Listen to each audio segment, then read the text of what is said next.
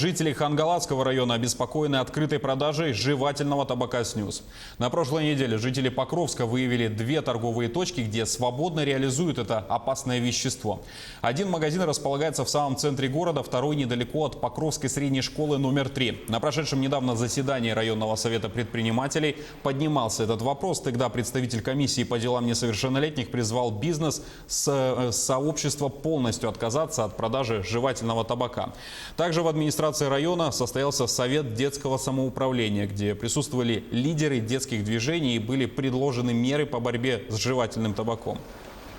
Проведение профилактических собеседований, получается, разъяснение о том, что это вредно, ну и проведение флешмоба «Оградите нас от потребления снюса», то есть дети будут выпускать различные ролики и так далее, снимать и говорить о том, что... были предложения о том, что, вот, например, некоторые говорят, типа, это модно и так далее, поэтому об этом все говорят в интернете, поэтому дети идут на это. И противовес ему будет уже,